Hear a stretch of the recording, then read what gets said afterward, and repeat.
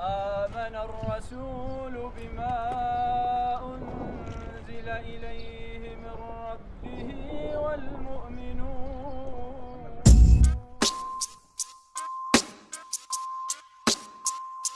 You're just a click away on your remote.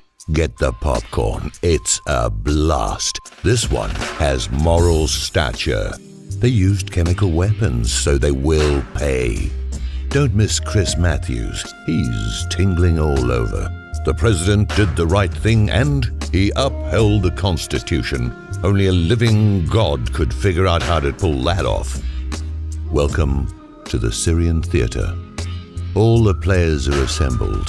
Which one will intervene and turn a 2-day blitz into a global conflagration? We realize you don't have whatever it takes to actually enlist in the armed forces and do 6 insane tours in Afghanistan, building A-frames and wondering when one of the villagers will shoot you in the head. No problem. You can experience a very good simulacrum on your own mind.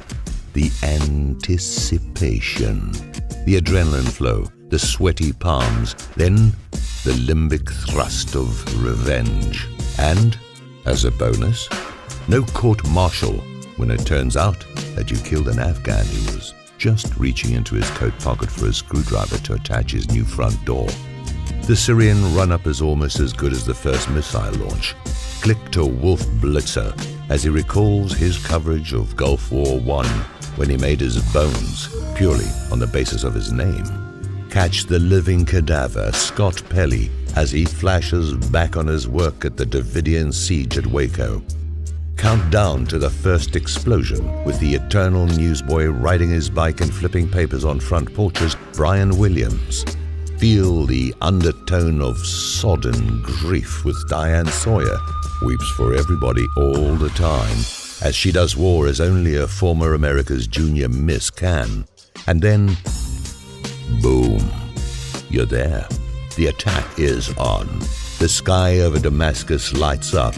What unknown newsman standing on a rooftop narrating the unfolding scene will emerge from the carnage with name recognition and a sudden career bump that makes his colleagues want to murder him in his sleep? It's the news. Tune in. America is united again. Feel it. What took us so long to find each other once more? Post your experience on Facebook. Share your ecstasy with faux friends. Recite the Pledge of Allegiance against a hip-hop track and hope it goes viral. Finally, all the goody two-shoes questions about who used chemical weapons and which side we're backing in Syria and who was Al-Qaeda and the CIA sending weapons and killers from Libya to Syria are gone. Erased. This is the show. This is what counts. Pretext? Invented provocation? False flag? Don't bother me. I am eating war. If only we still had the Rat Pack around. Frank, Dean, Sammy, Lawford and Joey Bishop. They could do a sarin night at the Desert Inn and wow the crowd with their support for the guys who launched the Tomahawks. If your brother-in-law's over at the house as you watch the missile strike and he says, you know, there's no proof Assad used poison gas, poke him in the eye with a sizzling hot dog on a stick and yell, USA, USA, USA. You might also try Obamacare, immigration reform, climate change, carbon tax, NSA, surveillance state, gun control, drone attacks. Suddenly, they're in. They were out, but now the Commander-in-Chief has his hand on the pulse of the nation.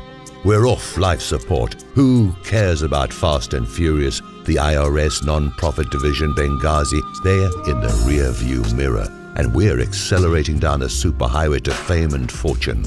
Jobs? We can live off our own fumes. Mind-controlled androids? This is who we are.